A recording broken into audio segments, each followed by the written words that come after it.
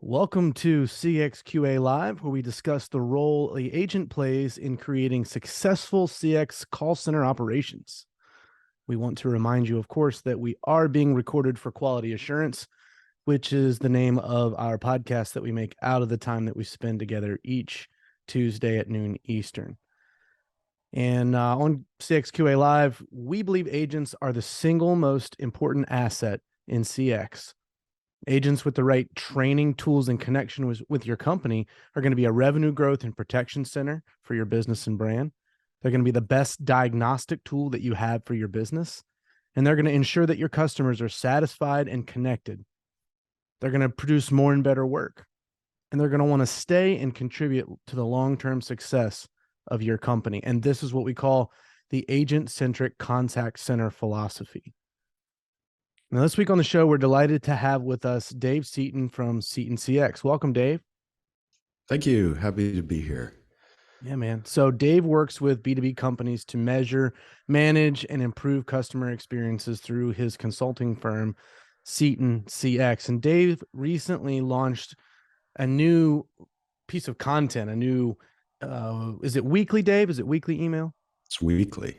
And it's called CXPRESSO. So, I'm a big coffee guy. I'm sitting here having a little job of myself. Tell us about CXPRESSO, what it is, where you got the idea from, and what you hope it will do. So CXPRESSO is the weekly email for brave CX leaders, where we talk about how to score buy-in, how to spur executives to action, how to cultivate a customer-centric culture, how to wrench your funding from the jaws of budget cuts, all without arguing, begging, or feeling like a deep-fried politician. So we are talking about not all the technical part of CX, journey maps and surveys and call center automation technology. We're talking about the leadership side, leadership, influence, emotional intelligence, changing culture.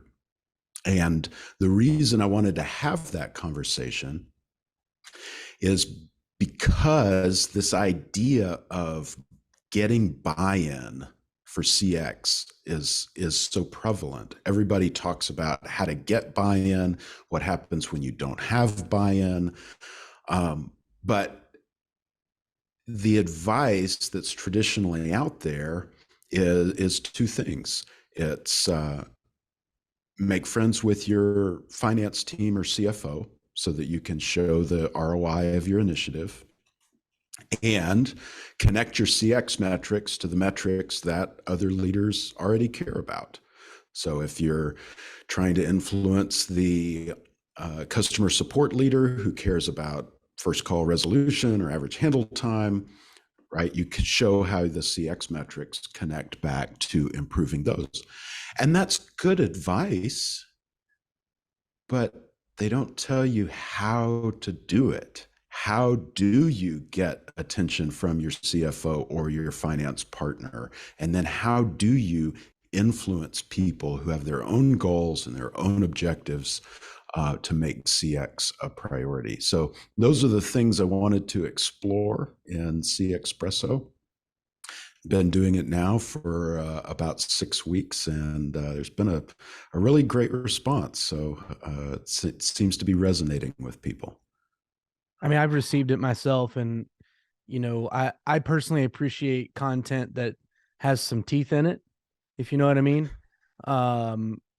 So much out there that comes from consultants or that's just B2B content.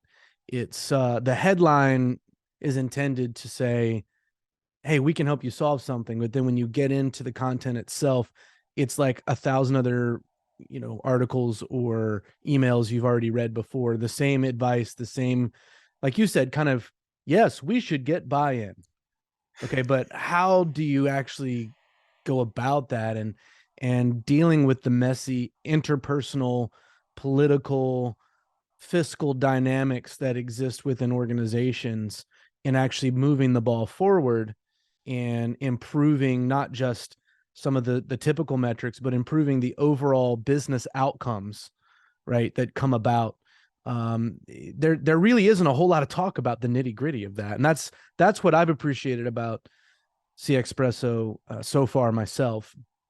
Um, it is edgy in the sense that you're not attempting to make anyone feel warm and fuzzy about what they're already doing so much as to challenge preconceived notions of how these kind of conversations are going on. And there's also a reflective element of it too that I really like, where you're kind of calling people to ask themselves, are you really prepared for this conversation? Have you really thought through what your actual goals should be and the milestones in between? Now, you mentioned just a second ago buy-in as a key theme of CXPRESS. So you talk about buy-in a lot. You actually define buy-in a little bit differently than a lot of people do. A lot of people talk about buy-in and they're just talking about people verbally agreeing to the project or the budget or the strategy.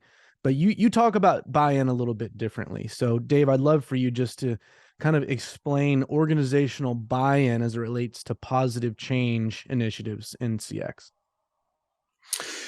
Yeah, so I I dislike the term buy-in, but and mini CX lesson here, it's the term the industry uses. So speak the language of your customers, right? So people are talking about buy-in, so that's the word I'm using. But I don't think buy-in is enough to create change. Hmm. If buy-in were enough to create change, then New Year's resolutions would have a 100% success rate. I mean, Yeah. think about it. Everybody's bought in on January 1st, but then so many of those resolutions, we don't carry through with it. And so I actually think of buy-in as one step along the journey of CX engagement. And you mentioned organizational buy-in. Organizational buy-in is individual buy-in. There is no organizational brain that's bought in or not. It's all of the individuals along the way that have an influence or an ability to affect your success. And so I think of each individual along these steps. Are they ignorant about CX? Do they not understand that CX is a discipline, it's a practice, there's a methodology, just like project management, just like Lean Six Sigma, it's a business discipline. Do they simply not understand? And if somebody's in the ignorance phase, then you you don't want to go and ask for commitment of time, money, and people. Your goal is simply to educate and inform. The second step along the way is skepticism. And you can think of that as, well, is CX right for me? Now I understand that it's a discipline, it's a methodology, but will it solve my problem? Will it actually deliver financial ROI? And so a stakeholder in that skepticism stage, you approach a little differently. Stage 3, I think, is buy-in. And in our, New Year's resolution analogy, buy-in's the New Year's resolution stage. Yes, I'm going to exercise in 2023. Great, but you haven't actually done it. So then what comes next beyond buy-in, stage 4, is commitment. That's where you're buying the gym membership, hiring the personal trainer. You're actually doing something in CX. You're committing time, money, or people towards advancing the customer experience. And then the final stage is action. That's where you're actually climbing on the elliptical or the exercise bike or putting in the reps. You're actually doing something. And I think we think of each of our stakeholders in one of those 5 phases, and we've got to get them to the action phase if we're actually going to make changes in our companies to be more customer centric and to have the better business outcomes that we know CX can deliver. That was really strong. I think that reality of the, the New Year's resolution, check back February 15th, right? Check back the day after Valentine's Day and see how it's going. See if we're still seeing buy-in as it's typically, defined. And I like that you don't see buy-in as an accurate descriptor of the whole process. It's the intellectual agreement part of the process. It's the part where we say, yes, we get it and we want to commit to it, but we haven't yet committed to it, right? Mm. You can't really be saying commitment is there until you start to see action, until time and money and resources are being put behind something. Hiring the personal trainer, getting the gym membership, was Yeah. your parallel there. And I think it's a really good analogy in that sense. One of the difficulties, of course, with organizational change is how diverse the perspectives are within the organization. And if there is no, as you put it, organizational single mind, where you just push the one button and then everybody's all in, instead, you really are almost guiding multiple stakeholders along this multi-part process on their own timeline on some level, right? And I think one of the difficulties that a lot of CX organizations have is that they have people that help to govern them that aren't CX practitioners themselves, right? And so the education component is fraught with additional difficulty and variables because, in the case of a C-suite leader, for example, they don't live CX every day, right? And we always talk about how amazing it is when the CEO comes down to the call floor and takes a call, or actually just spends some time with agents that are dealing with customers all the time because of what they're able to learn. But unfortunately, that's kind of the exception and not the rule. So when it comes to the educational aspect, oftentimes CX organizations are fighting an uphill battle there, right? Because the people that they really need to educate, they really need to educate almost from scratch about, how the daily expenditures and moments in the CX world relate to the longer term business outcomes that the C suite want to see. And so that it's, I think it's helpful to break it down into a few more parts, and the way that you're defining it, I think most people will find helpful. Now we focus, of course, on the agent here in CXQA Live, and I always talk about this, but I've spent some time in some Facebook groups that are just CX agents across the world, and it's very interesting. I've learned a lot just from listening to these folks talk in their safe space to one another, and support each other, commiserate, give each other advice. And I think a lot of CX leaders would benefit from spending time in places like that. And we're actually all about elevating and amplifying the voice of the agent, or the VOA, as we like to say. That's our new hashtag, by the way, VOA. Um, but specifically when it comes to this question of organizational change initiatives, right? If all of these components aren't working in concert together, if the true organizational full commitment and follow through, and if you're not getting past Valentine's Day and still going to the gym, right? Uh-huh. The agent and the customer suffer, because now we've gotten part of the way down this change initiative, and we're not in that follow through and full long-term commitment mode. So tell us a little bit about your perspective on that scenario, right? How does that negatively impact an agent? When the leadership is not aligned, everybody feels it. If you've got competing priorities in the organization, everybody feels that tension. They feel that conflict. I had a VP of CX for a big company tell me, he kind of threw up his hands. He said, well, that VP of ops didn't prioritize training, so our CX didn't improve. That guy had buy-in, but when it came down to that VP of ops actually choosing Okay, what am I going to do this week? Am I going to work on the training or am I going to put out fires? The training got pushed to the side of the desk. It got pushed over towards the wastebasket of failed corporate initiatives. And, at the end of the year, that VP of CX didn't have anything to show for it. He had a great plan. He didn't have action. And so for the agents, everybody feels that conflict.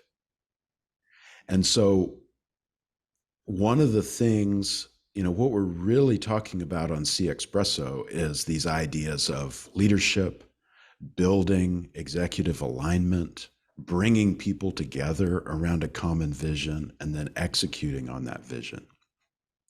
And, what's the benefit for the agent when they see clarity of vision across the executive team? And sales, customer support, product are all talking about the same goals. What's the benefit to the agent when they see alignment on the leadership? And, at the corporate town hall, the CX guy stands up and talks about training, and then the VP of ops actually does it, right? What's the benefit to the agent when they see that unity across the leadership? And I think those are the cultural elements that create great places to work. Yeah. That steer us away from those toxic cultures of, infighting and misalignment, and it can get really bad on the executive teams, and everybody feels it when it does. So these are, the tools that I hope to empower CX leaders with to go create that change, to bring people together, to get clarity, to get alignment, and to create unity. One of the things you mentioned was each leader is on their own journey of CX engagement, figuring out, from ignorance to skepticism to buy-in to commitment to action. Each leader's on a different journey. And so as the person trying to bring about the change, you need to understand that, and you need to give them time to go on that journey. Likely your journey wasn't an overnight journey. You didn't learn about CX one day and then, the next day you had it all figured out and you were ready to go execute. Like, you took time to go on that journey, and your stakeholders also need time to go on their own journeys. You can also think about,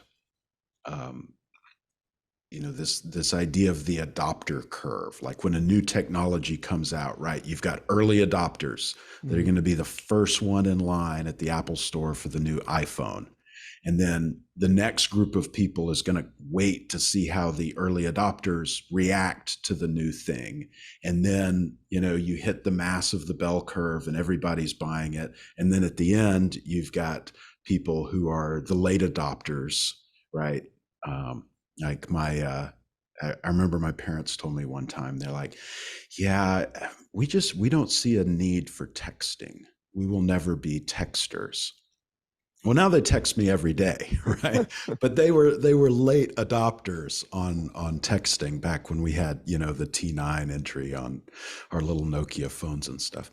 So your CX leaders, they're going to go through that adoption curve too. And you're going to have some stakeholders who will be early adopters. You're going to have others who will be those late adopters. Most people will be in the middle. But one of the best things that you can do is nurture those early adopters and welcome them into the fold, treat them like equals, celebrate their success. And really it's those early followers that build the momentum for the rest of the company. So you definitely want to be mindful of that. No, that's good stuff. I was reading a post in one of those Facebook groups last week where, there was a big announcement across this large BPO that we're going to make, this particular metric growth and improvement as a goal. And this was done in all the official company internal channels. And and all of that. And so, just an hour later, all of the agents were in their team huddles, and nobody mentioned anything about what the CEO had just said at the all hands meeting, right? And so the effect of that was that the agents not only were frustrated because the thing that the CEO had been talking about made sense to them. It was like that, yes, we do need to work on this. This makes good sense. But then it was almost like there was no connection with regard to the actual function of the company with this idea. And so then you start to wonder as an agent, did these guys just tell us what they think we want to hear and then just continue on with business as usual? So talking about the right things with no intent to follow through and commit and make it happen actually is worse than not talking about it at all, because it has a couple of negative side effects, including undermining the confidence that the employees have in the leaders. But when you talk about that learning curve, even if everybody does understand and everybody is committed to growing and going on that journey, it's not something that happens overnight, right? Mhm. And depending on the industry that you're serving or that you're a part of, there may be even other roadblocks to that growth curve having any acceleration or having the speed that it makes sense, especially to the CX practitioner that's in that role, because to them it's like, well, obviously the happy cows make happy milk. We want to have a good CX, but that might not be so obvious or be such a clear connection to positive business outcomes, or how to do it is not clear. And so that's where I think your viewpoint of nurturing the journey for stakeholders, understanding that every stakeholder within the organization is their own autonomous person, right? And they know what they know, they've experienced what they've experienced, and they believe in what they believe in professionally. And so you really want them to go on those journeys to learn and grow and understand in their own way, so that they're not just somebody who gives verbal buy-in and says yes, yes, we can do that, because they feel the pressure. You want somebody who really believes in it and who is on that journey of it becoming their own thing in their own minds, not just being told what to do. Yeah. Yeah. That's definitely ideal. And depending on the individual, it can be a multi-year project to get them there. But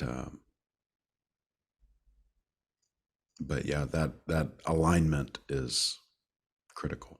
And I think it's funny because alignment is almost a business buzzword at this point, right? Mhm. Because it makes so much sense. It's almost like cliches are cliches because they make a lot of sense to a lot of people, and they tend to stick around, right?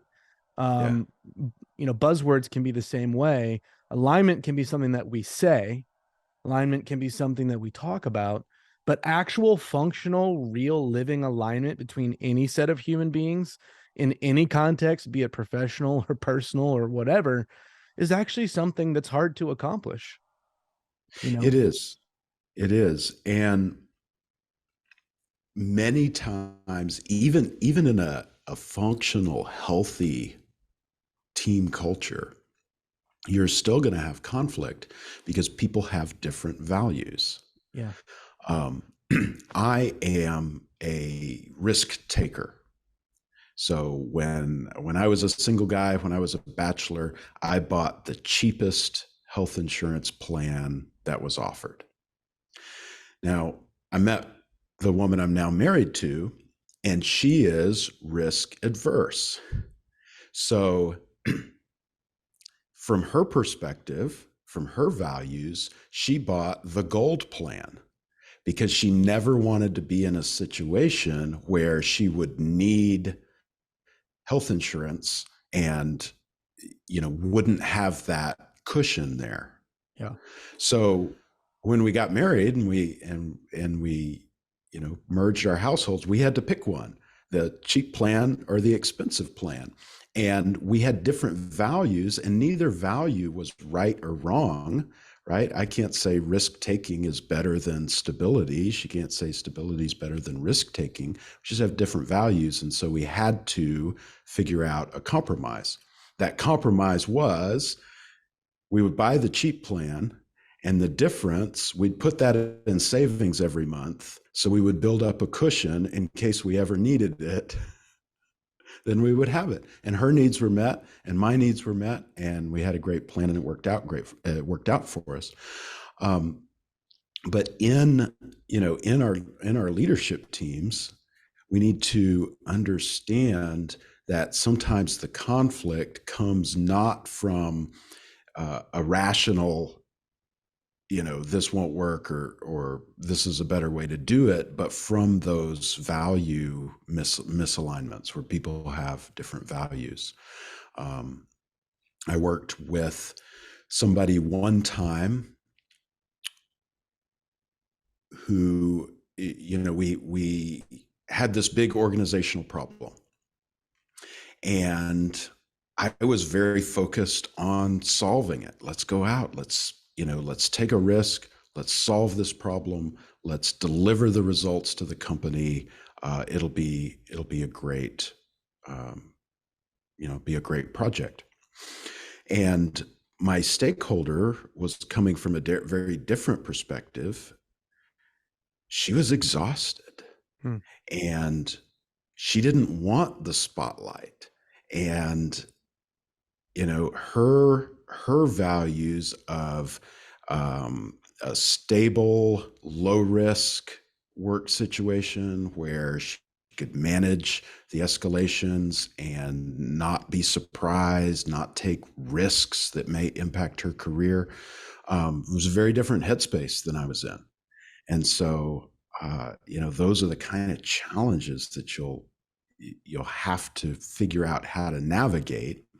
And those are the kind of things I think are really interesting.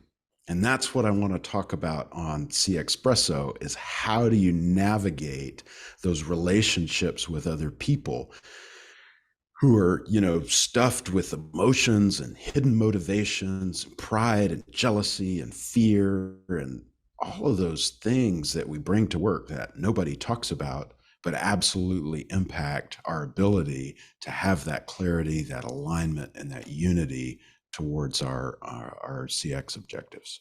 No, it's really good. I mean, we all have past work traumas too, that we fall into a situation that feels eerily similar to some past traumatic work situation, and it takes a lot to overcome that. And so, change makers, as our friend Jim likes to say, are people who understand all those dynamics that you just mentioned and can bring people to that journey alignment to where we're all buying in, not just in theory, but in action and follow through and vision casters. And certainly the best business leaders historically have not been those who know how to get a lot done themselves, but know how to cast a vision for what we're all going to get done together. And to get multiple different types of people, the engineers and the bean counters and the salespeople and the agents who talk to customers, to get all those disparate types of people working in concert together towards a common goal in a way that they all feel their part. They feel good about their part. They agree and understand and are really focused on where they're all going together.